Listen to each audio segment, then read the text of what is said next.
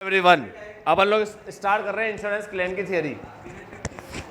चलो बच्चों करते हैं स्टार्ट इंश्योरेंस क्लेम की थियरी। सबसे पहले लिखा है कि इंश्योरेंस कॉन्ट्रैक्ट जो है वो कंपनसेटरी कॉन्ट्रैक्ट है। कंपनसेटरी कॉन्ट्रैक्ट का मतलब होता है कि जिसमें हमें कंपनसेशन मिले। कंपनसेशन का मतलब भाड़ा होता है।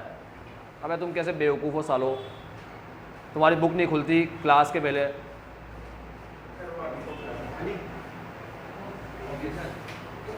तो इंश्योरेंस कॉन्ट्रैक्ट जो है वो कंपनसेटरी कॉन्ट्रैक्ट। अलेस का बैठ जा भी, समझ गए। कंपनसेटरी का मतलब होता है भरपाई। कंपनसेशन मतलब भरपाई करना, ठीक है, कंपनसेट करने का। यहाँ पर इंश्योरेंस कंपनी कंपनसेशन पे करेगी।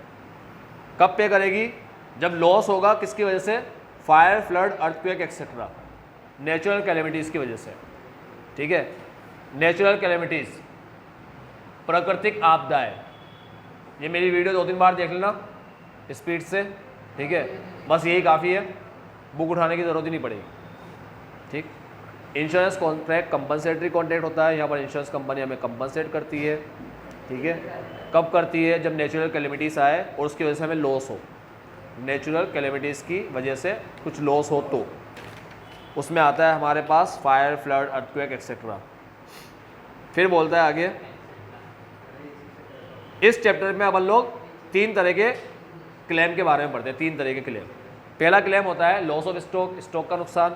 दूसरा होता है कॉन्सिक्वेंशियल लॉस, यानी कि प्रॉफिट का नुकसान, स्टॉक का नुकसान, प्रॉफिट का नुकसान। और कॉम्प्रिहेंसिव, यानी कि सारी चीज़ों को मिला करके एक पॉलिसी, सारी चीज़ें मिला करके एक पॉलिसी लेते हैं, उसे कॉम्प्रिहेंसिव बोलते हैं, ठीक है। तो ये 3 चीज़ अपन पढ़ते हैं, 3 पॉइंट में टिक लगा लेना। अब शुरुआत करते हैं claim for loss of stock. क्या लिखा है इसके अंदर? फायर इंश्योरेंस जो कॉन्ट्रैक्ट है वो इंडेमनिटी का कॉन्ट्रैक्ट है। किसका कॉन्ट्रैक्ट है? लगा लेना, ठीक। फायर इंश्योरेंस का कॉन्ट्रैक्ट ऑफ इंडेमनिटी। इंडेमनिटी समझते हो क्या होता है? इंडेमनिटी का मतलब होता है to make loss good, to make loss good. Indemnify कराना, लॉस को अच्छा बनाना। लॉस को अच्छा बनाने का मतलब होता है कि किसी का 1 लाख का लॉस हो जाए तो उसे अगर 1 लाख रुपये दे दिया जाए तो उसका लॉस खत्म हो जाएगा, अच्छा हो जाएगा, ठीक है। To make loss good. In fact, compensation in case of losses caused by fire can only be compensated to the extent of actual damage caused, irrespective of whether the sum insured in the insurance policy is more than the damage. इस पर टिक लगा लेना। तुम्हें जितना नुकसान हुआ है उतना ही रुपया मिलेगा, उससे ज़्यादा नहीं मिलेगा। अगर मान लो तुमने पॉलिसी ली है 10 लाख की और नुकसान हुआ है 6 लाख का, तो 6 ही मिलेगा, 10 लाख नहीं मिलेगा।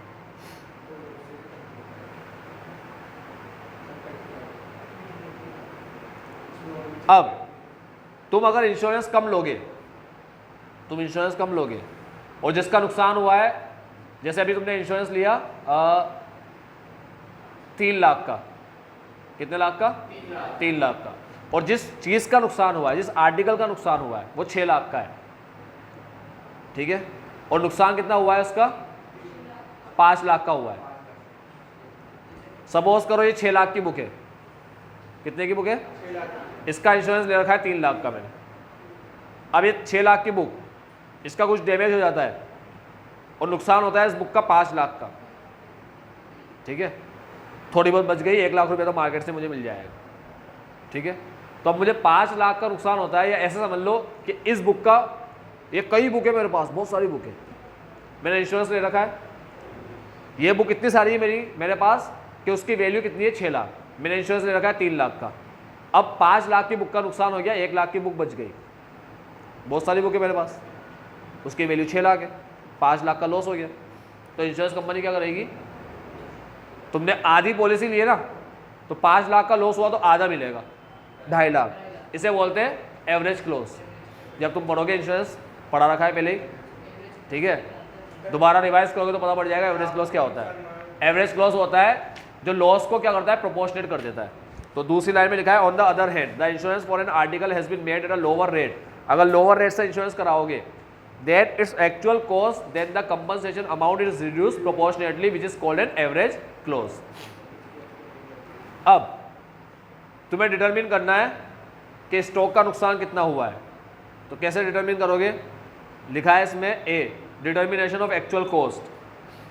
तुम्हें अगर देखना है आग लगने के टाइम पे कितना स्टॉक जल गया, तो तुम अपना रिकॉर्ड खोलो और देखो जिस दिन आग लगी थी उस दिन कितना स्टॉक है, ठीक है, तो पता पड़ जाएगा कितना नुकसान हो, ठीक।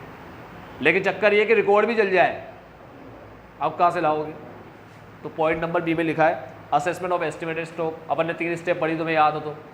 पहला बनाते थे मेमोरेंडम ट्रेडिंग अकाउंट, दूसरा बनाते थे अपन लोग मेमोरेंडम बताता था क्लोजिंग स्टॉक कितना है, दूसरा लॉस ऑफ स्टॉक निकालते थे, क्लोजिंग में सैलवेज स्टॉक माइनस करके लॉस ऑफ स्टॉक निकालते थे, और तीसरे में एवरेज क्लोज। तो जब तुम किसी भी चीज़ की प्रैक्टिकल पढ़ोगे तो साथ साथ उसकी थियरी पढ़ लेना हाथों हाथ, ठीक है। यहाँ लिखा है assessment of estimated stock. Estimated stock को अपन असेस कैसे करते हैं? असेस करने के लिए मेमोरेंडम बनाते हो, नीचे देखो ABCD पॉइंट लिखा है ना 1 2 3 4, ये मेमोरेंडम बनाने सिखा रहा है कैसे बनाते हैं। ये कह रहा है ओपनिंग स्टॉक लेते हैं, ऑब्वियस बात है ट्रेडिंग अकाउंट में ओपनिंग स्टॉक लेंगे ही लेंगे। ये कहता है परचेज लेंगे रिटर्न को लेस करके, ये कहता है सेल लेंगे रिटर्न को लेस करके, ये कह रहा है ड्राइंग चैरिटी एडवर्टीजमेंट भी है तो वो भी लेंगे, ठीक है, ये कह रहा है डायरेक्ट एक्सपेंस है तो वो भी लेंगे, ये कह रहा है GP की रेट भी लेंगे। और रेट जनरली क्या करते हैं 3 से 5 साल की लेते हैं। बच्चों सिंपल सी भाषा में क्या है, जो प्रैक्टिकल क्वेश्चन तुम करते हो ना उसे थियरी में लिख कर आना है, ये कुछ पढ़ने की जरूरत नहीं पड़ेगी। ये सिखा रहा है मेमोरेंडम कैसे बनता है। अब तुम देख लो मेमोरेंडम में तुमने क्या क्या चीज़ें ली है, किसी में क्या आया, किसी में क्या आया, किसी में एडवर्टीजमेंट भी आया, चैरिटी भी आया, ठीक है, ड्राइंग बाय प्रोप्राइटर भी आया, राधिका का क्वेश्चन आएगा इसमें ड्राइंग बाय प्रोप्राइटर आएगा, ठीक है। तो वो सारी चीज़ें लेनी होती है, बस ये बताना है। अब पेस्ट रन करोगे तो कई सारे पॉइंट दिखेंगे 1 2 3 4 5 इतने सारे पॉइंट दिखे। आओ एक एक पॉइंट समझाता हूँ, और ये पॉइंट क्या है उस पर बता दूँ पहले। ये पॉइंट के ऊपर हेडिंग लिखी हुई है, देखो while preparing the memorandum trading account मिला। ये है following important things need to be taken care of. इसका क्वेश्चन ऐसे आएगा एग्जाम में, क्वेश्चन भी बता दूं ऐसे टाइप का। क्वेश्चन नंबर 1 इसका क्वेश्चन एग्जाम में ऐसे आएगा, what points are taken into consideration while calculating claim of loss of stock in case of fire insurance. Loss of stock जब तुम निकालोगे, वो 3 स्टेप याद है ना, मेमोरेंडम, लॉस ऑफ स्टॉक और average clause, amount of claim बोलते हैं उसको, उसमें एवरेज क्लोज अप्लाई होता है। तो ये कह रहा है जब तुम लॉस ऑफ स्टॉक निकालोगे तो किस किस पॉइंट को ध्यान रखना है। क्वेश्चन नंबर 1 पहला क्वेश्चन इसने पूछा, ठीक है, ऐसे टाइप का।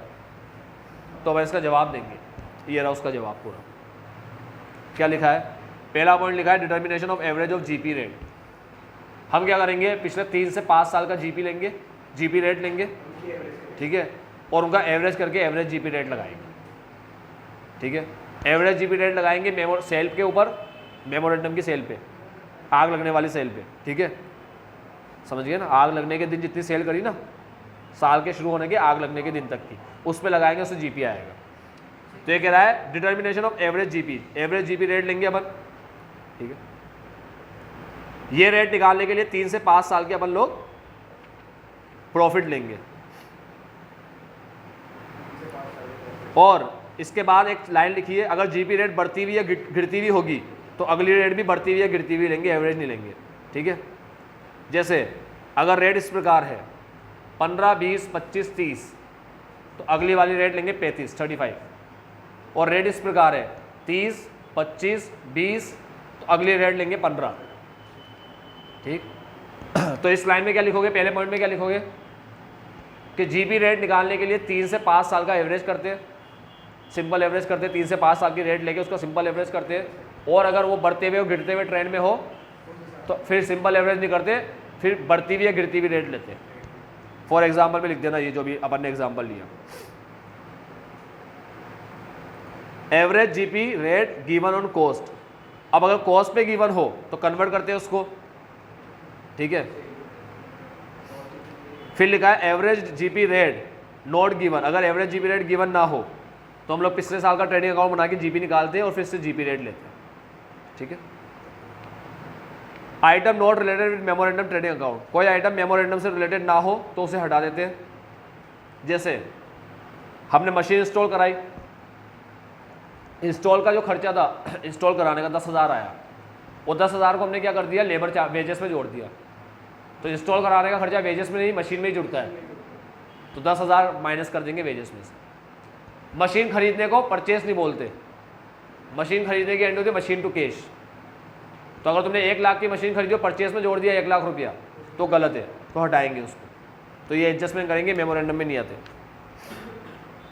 फिर बोल रहा है stock valued at cost higher और lower than the actual cost. इसका भी ध्यान रखेंगे कि हमने जो स्टॉक का वैल्यूएशन किया है वो हायर और लोअर पे तो नहीं कर दिया।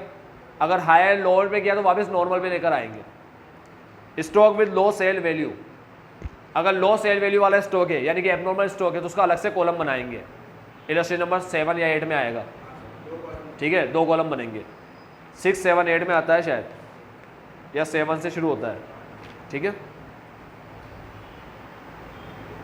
ये आइटम को हमें ध्यान रखना है। कौन कौन से आइटम? एवरेज जीबी रेट लेना है, कॉस्ट पे दे रखी हो तो कन्वर्ट करना है, ना दे रखी हो तो ट्रेडिंग बनाना है, जो आइटम मेमोरेंडम की नहीं है उसे हटाना है, स्टॉक अगर कम या ज़्यादा में वैल्यू है तो उसको नॉर्मल पे लाना है, और स्टॉक अगर लो सेल वैल्यू का है तो एबनॉर्मल नॉर्मल के 2 कॉलम बनाने हैं। फिर बोलता है स्टेप 2 के अंदर लॉस ऑफ स्टॉक, पता ही है क्या है तुम्हें। फिर बोलता है अमाउंट ऑफ क्लेम, ये भी पता है क्या है। अमाउंट ऑफ क्लेम में क्या होता है? सीधे शाना और टेढ़ा बंदा होता है, ठीक है। अभी जो शाना बंदा है वो पॉलिसी कम ले रहा है, स्टॉक ज़्यादा है, तो उस पर एवरेज क्लॉज अप्लाई होगा, ठीक है। अगर पॉलिसी वैल्यू क्लोजिंग स्टॉक बराबर है या पॉलिसी वैल्यू ज़्यादा है क्लोजिंग स्टॉक से तो एवरेज क्लॉज अप्लाई नहीं होता। ये तभी अप्लाई होता है जब क्लोजिंग स्टॉक ज़्यादा हो, पॉलिसी वैल्यू क्लोजिंग स्टॉक से कम हो, ठीक है। तो बस यही लिखना है तुम्हें। देखो लिखा हुआ है line, in case amount insured amount यानी कि पॉलिसी वैल्यू इज इक्वल और मोर देन इंश्योरेबल अमाउंट, यानी कि इंश्योरेबल अमाउंट मतलब क्लोजिंग स्टॉक। बच्चों मेरी बात सुनो, एवरेज क्लोज का फॉर्मूला बताइए, लिख कर आ जाना। एवरेज क्लोज का फॉर्मूला होता है loss of stock upon closing stock into policy value. Policy value का दूसरा नाम होता है इंश्योर्ड अमाउंट, और क्लोजिंग स्टॉक का दूसरा नाम होता है इंश्योरेबल अमाउंट। ये बल, ये इंश्योर्ड, ठीक है। इसे इंश्योरेबल अमाउंट भी बोलते हैं। दूसरा तीसरा नाम होता है पॉलिसी टू बी, इतनी पॉलिसी लेनी चाहिए थी, जितना स्टॉक था उतनी पॉलिसी लेनी चाहिए थी। इंश्योर कराने लायक अमाउंट, इसे इंश्योर कराना था उसको, ठीक है। तो जब भी ऐसे वर्ड आए इंश्योर्ड अमाउंट, इंश्योरेबल अमाउंट, घबराना मत। इंश्योर्ड अमाउंट मतलब पॉलिसी वैल्यू, इंश्योरेबल अमाउंट मतलब क्लोजिंग स्टॉक, और पॉलिसी टू बी टेकन का मतलब भी क्लोजिंग स्टॉक। एवरेज क्लॉज के बारे में क्या लिखना है तुम लिख ही सकते हो, ठीक है। अगर तुम्हारे पास क्वेश्चन आया है कि सेल्वेज स्टॉक किसे बोलते हैं तो लिख दोगे, जो माल जलता नहीं है बच जाता है उसे सेल्वेज स्टॉक बोलते हैं, ठीक है। डिस्कस इस treatment in fire insurance claim. Fire insurance में उसका ट्रीटमेंट कैसे करते हैं वो भी बता दोगे। क्लोजिंग स्टॉक में से लेस करते हैं, second step loss of stock के निकालने के लिए। लॉस ऑफ स्टॉक निकालने के लिए क्लोजिंग स्टॉक में से लेस करते हैं। सेल्वेज स्टॉक वो होता है जो बच जाता है, आग जिसको नुकसान नहीं पहुंचाता या डैमेज कंडीशन में रहता है, जो बिक सकता है मार्केट में, उसके कोई वैल्यू आ जाएगी, रियलाइजेबल वैल्यू, उसे सेल्वेज स्टॉक बोलते हैं। फिर आते हैं अपन लोग 4, 5, 6 page number, 7 page number, 8 page number, 9 page number, सीधे आ जाओ पेज नंबर 10 पे। 2.10 2.10 है को इंश्योरेंस। बच्चों कॉन्सिक्वेंशियल के पहले देखो एक पॉइंट लिखा है को इंश्योरेंस, टिक लगाना। को इंश्योरेंस का मतलब होता है दो लोग मिलकर, को इंश्योरेंस मतलब दो लोग मिलकर इंश्योर कर रहे हैं, ठीक है। को इंश्योरेंस में क्या होता है, ओनर और इंश्योरेंस कंपनी। मान लो तुम लोग हो इंश्योरेंस कंपनी, मैं हूँ ओनर, मैं तुम्हारे पास आया, मैंने कहा मुझे पॉलिसी लेना है,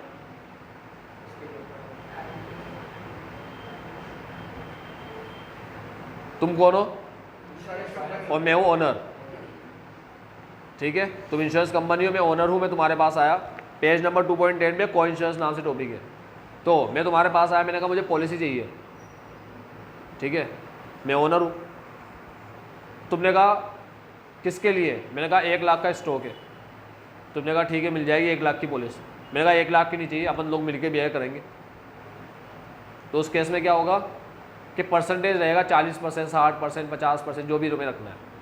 तुमने कहा इंश्योरेंस कंपनी वालों को, मैंने तुम्हें कहा कि तुम 60% बेयर करना, मैं ओनर हूँ, मैं 40% बेयर करूँगा, तो इसे को इंश्योरेंस बोलते हैं। दोनों मिलकर बेयर कर रहे हैं, तुम और मैं, इंश्योरेंस कंपनी और ओनर दोनों मिलकर बेयर कर रहे हैं, उसे क्या बोलते हैं? को इंश्योरेंस। टिक लगाना। Under co insurance predetermine portion of loss, loss का एक हिस्सा is borne by the owner, owner borne करता है।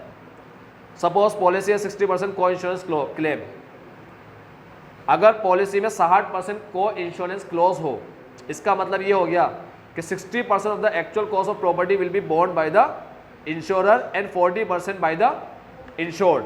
अब फिर दो वर्ड आए, इंश्योरर और इंश्योर्ड। आओ बच्चों, मतलब समझ लो। इंश्योरर और इंश्योर्ड। इंश्योरर का मतलब इंश्योरेंस कंपनी, और इंश्योर्ड जिसे इंश्योर्ड किया गया वो ओनर। याद रखना, इंश्योरर का मतलब होता है इंश्योरेंस करने वाला, प्लेजर का मतलब प्लेज पे रखने वाला, ठीक है। ओनर, प्लेजर, बेलर का मतलब बेल पे रखने वाला, रखने वाला जो काम करने वाला होता है ना, उसमें रा आ जाता है फिर, ठीक है। और जो दूसरी पार्टी होती है उसके अलावा, अब जो काम कर रहा है उसके अलावा जो दूसरी पार्टी, उसमें ई आ जाता है, ठीक है, रा हट के ई आ जाएगा। तो बेलर बेल पे रखने वाला, बेलमेंट पे रखने वाला, और जिसको रख रहा है वो बेली। प्लेजर प्लेज पे रखने वाला, जिसको रख रहा है प्लेजी। पोनर पोनी, ठीक है। सेलर सेली मत कर देना, ठीक है, तुम बोलो सेलर सेली। अब इंश्योरर के अंदर क्या होता है? एक इंश्योरर, और इंश्योर ही नहीं होता, इंश्योर्ड होता है। मतलब हर जगह से नहीं होता, रर आएगा तो री आएगा फिर, समझ गए?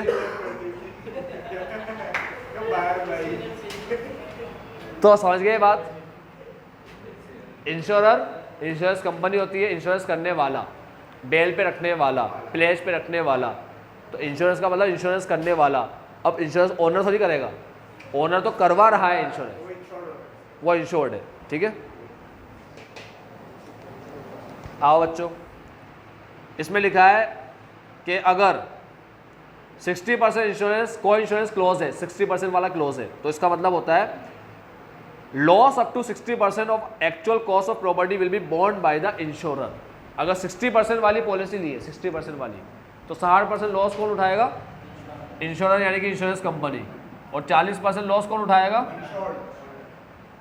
तो अगर तुम 60% वाली पॉलिसी लोगे तो तुम्हारी पॉलिसी कहलाएगी 60% को इंश्योरेंस क्लोज वाली पॉलिसी, ठीक है। तुम्हारी पॉलिसी के अंदर क्या लिखा होगा? 60% को इंश्योरेंस क्लोज। ये समझ गए बात? अब एग्जाम्पल से भी समझा रहा है, तुम भी लिख कर आ जाना एग्जाम में। अगर एक्स ने पॉलिसी ली है 1 लाख की और वो 80% वाली है, तो 80,000 का नुकसान इंश्योरेंस कंपनी उठाएगी और 20,000 का नुकसान ओनर उठाएगा, ठीक है।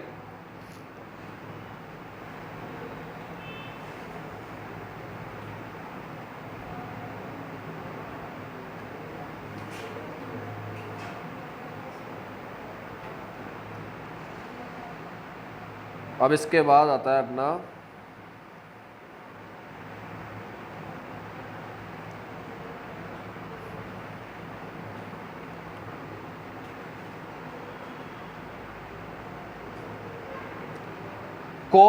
कॉन्सिक्वेंशियल लॉस इंश्योरेंस, सबसे important topic.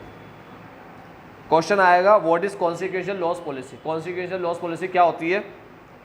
What factor do influence the ascertainment of claim under this policy?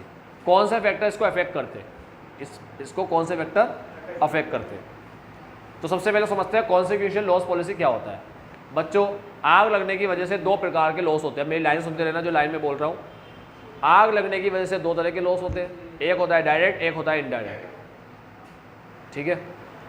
Direct loss होता है लॉस ऑफ स्टॉक, जो अपन पढ़ के आए, एसेट का नुकसान, स्टॉक का नुकसान, इसे डायरेक्ट लॉस बोलते हैं। आग ने इसको जला दिया, स्टॉक को जला दिया, हमारी दूसरी फर्नीचर वगैरह दूसरे एसेट उसको जला दिया, इसे डायरेक्ट लॉस बोलते हैं।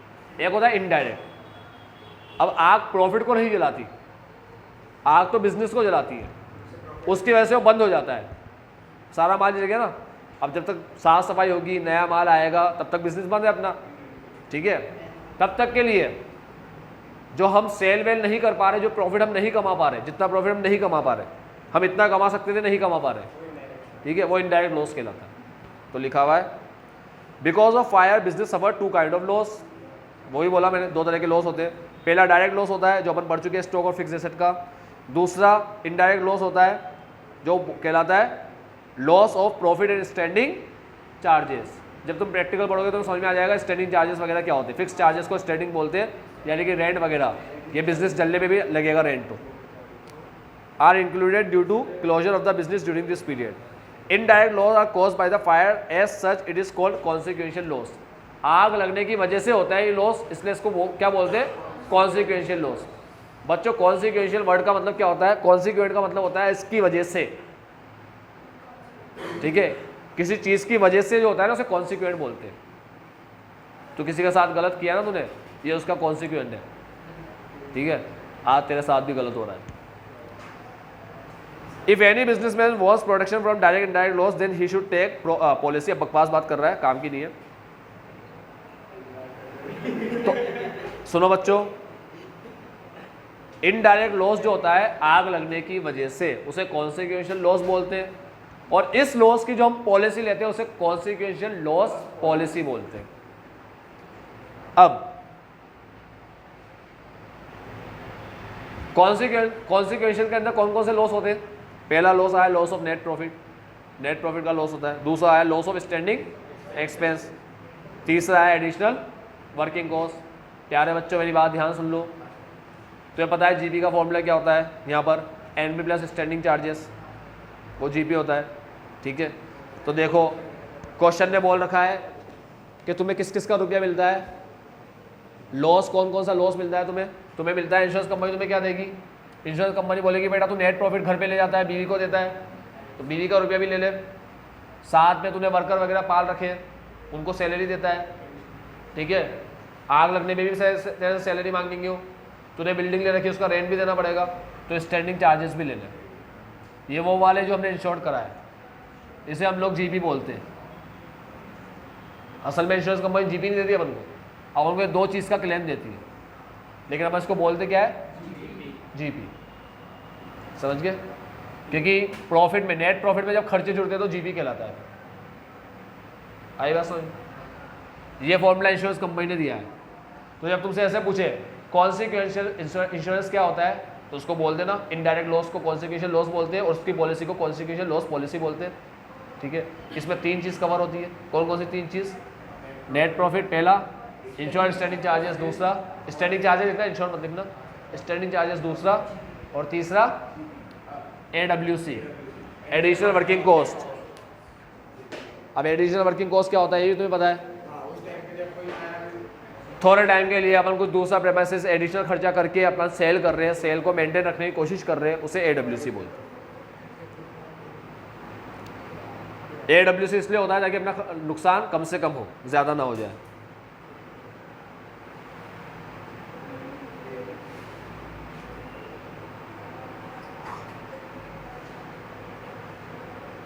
बच्चों मेरी बात सुनो, इसने बोला है फायर इंश्योरेंस में कॉन्सिक्वेंशियल लॉस इंश्योरेंस में क्या फ़र्क है। फायर इंश्योरेंस क्या करता है, स्टॉक और प्रॉपर्टी का इंश्योरेंस करता है। कॉन्सिक्वेंशियल सिर्फ प्रॉफिट का इंश्योरेंस करता है, बिजनेस का ना चलने का। दूसरा, फायर इंश्योरेंस में रेवेन्यू और कैपिटल लॉस दोनों कवर होते हैं, रेवेन्यू लॉस भी कवर होते हैं, कैपिटल लॉस भी कवर होते हैं। यहाँ पर सिर्फ रेवेन्यू लॉस कवर होता है, प्रॉफिट का लॉस रेवेन्यू लॉस कहलाता है, ठीक है। यहाँ सिर्फ रेवेन्यू लॉस कवर होता है। अब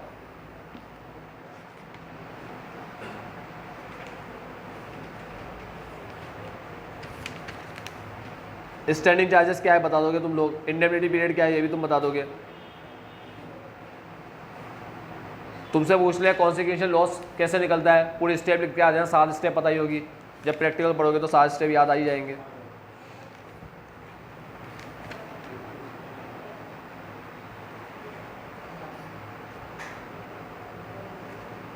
एक पॉइंट आता है क्लेम फॉर एडिशनल वर्किंग, वो भी बताया तुम्हें कैसे आता है। जब तुम लोग प्रैक्टिकल पढ़ोगे तो claim for additional working 3 step से निकलेगा। पहले पॉइंट में लेते हैं AWC, दूसरे में लेते हैं additional sale into GP rate, फिर तीसरे पॉइंट में लेते हैं AWC into NP plus ISC NP plus TSC, ठीक है। AWC multiply NP plus ISC divide by NP plus TSC, ऐसे निकालते हैं। इन तीनों में जो छोटा होता है वो लेते हैं। वेरी गुड, जब प्रैक्टिकल पढ़ोगे तब याद आ जाएगा। यानी कुछ थियरी तो तुम्हें प्रैक्टिकली पढ़ा देगा।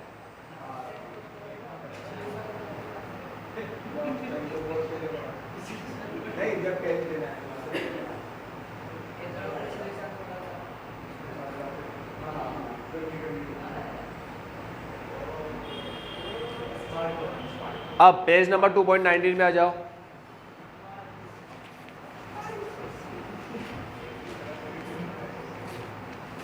आ गए? 19 में टिक लगा लो जल्दी से, फास्ट, टाइम वेस्ट मत करो। 19 में देखो क्या लिखा है, determination of amount of policy, मिला?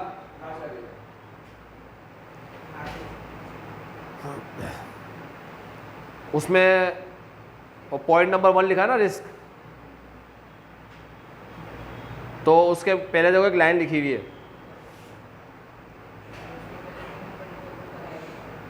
Policy has to cover, insurance policy has to cover all risk then the following facts to be borne in mind. जब तुम पॉलिसी लोगे तब याद रखना वो सारे रिस्क कवर करे, इसका दिमाग में रख के पॉलिसी लेना है। अब क्या क्या चीज़ें दिमाग में रखनी है पॉलिसी लेने के टाइम पे? वो पहली चीज़, फर्स्ट पॉइंट में रिस्क पे कवर कर लो, रिस्क पे टिक लगा लो।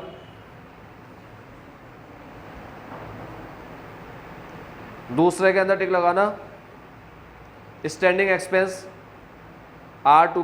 Are added to net profit, standing को नेट प्रॉफिट में ऐड करना मत भूल जाना। And non operating income and non operating expenses are adjusted, non operating income और एक्सपेंस को एडजस्ट करना। जब इलस्ट्रेशन नंबर 16 करोगे तब पता पड़ जाएगा क्या करना है। देखो बच्चों मेरी बात सुनो, मेरा नेट प्रॉफिट है 5 लाख, मेरे स्टैंडिंग चार्जेस है 10 लाख, तो कितनी पॉलिसी लेनी चाहिए मुझे?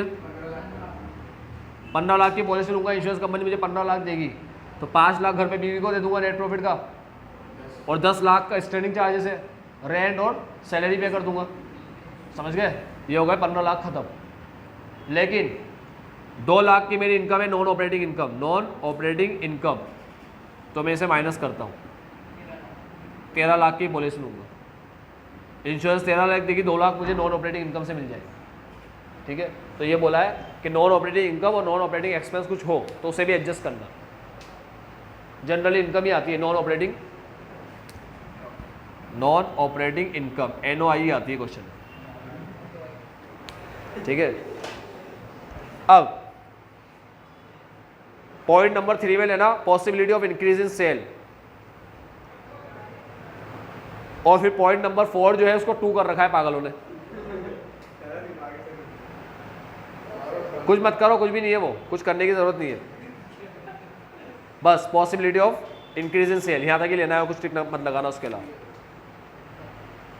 मतलब पॉइंट नंबर 2 कर रखा है उन्होंने, मगर वो ऐसे बोल रखा है 2 के अंदर उसको अमेंड करना है, ऐसे बोल रहा है, सब चीज़ों को अमेंड करना है पॉइंट नंबर 2 के अंदर, ऐसे बोल रखा है। पॉइंट नंबर 4 नहीं बनाया, ऐसे बोला नीचे ही लिख दिया 2 को अमेंड करना है सारे उसके अंदर।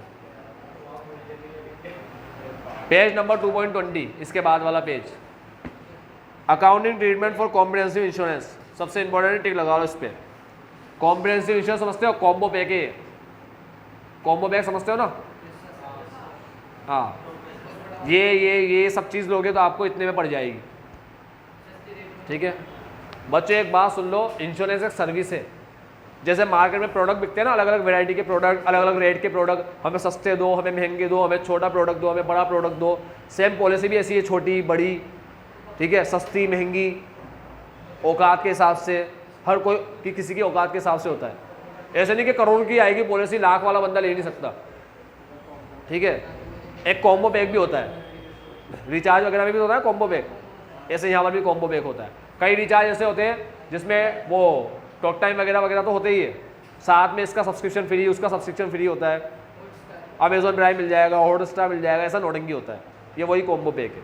देखो क्या लिखा है, टिक लगाना मैंने, single insurance policy has taken to cover risk of loss of stock. जब एक ही पॉलिसी ले, to cover loss of stock, to cover asset, to cover expenditure, to cover loss of profit, हर चीज कवर करने के लिए एक ही policy, stock, asset, loss of profit और expenditure, then it is called comprehensive insurance. In this situation separate policy for each item may be taken, या तो तुम अलग अलग पॉलिसी लो, और a combined policy for all item can be taken to cover the whole losses. मतलब तुम insurance company वालों को ऐसे बोलो कि भाई हमें तो हर चीज़ की अलग अलग पॉलिसी दे, स्टॉक की अलग दे, उसका अमाउंट अलग बता, प्रॉफिट की अलग दे, उसका अलग बता, एसेट की अलग दे, एक्सपेंडिचर की अलग दे, ऐसे सबकी अलग अलग पॉलिसी दे, तब भी कॉम्प्रिहेंसिव कहलाएगी। ठीक है, या अपन ऐसे बोले इंश्योरेंस कंपनी तो सबकी एक साथ अमाउंट बता दे कितना है, सारी पॉलिसी मिलाकर एक साथ बता दे 15 लाख या 20 लाख या कितने लाख, खत्म, तब भी क्या कहलाएगी? कॉम्प्रिहेंसिव। कॉम्प्रिहेंसिव का मतलब होता है सबकी पॉलिसी लेना। अब वो तुम सेपरेट लो या इंडिविजुअल, एक साथ में लो। ठीक है, कंबाइंड लो, सेपरेट या कंबाइंड। अगर तुम सेपरेट लेते हो, if separate policy have been taken for each item, the amount of claim can be calculated by this formula. इस फॉर्मूले से अमाउंट निकालेंगे। बच्चों एवरेज क्लॉज का फॉर्मूला है, येड़ा बना रहे तुम्हें, देखो फॉर्मूला क्या है। लॉस को मल्टीप्लाई कर रखा है किससे? इंश्योर्ड अमाउंट से। देखो इंश्योर्ड अमाउंट लिखा है, और इंश्योर्ड अमाउंट के नीचे क्या लिखा है? Insurable amount. ठीक है,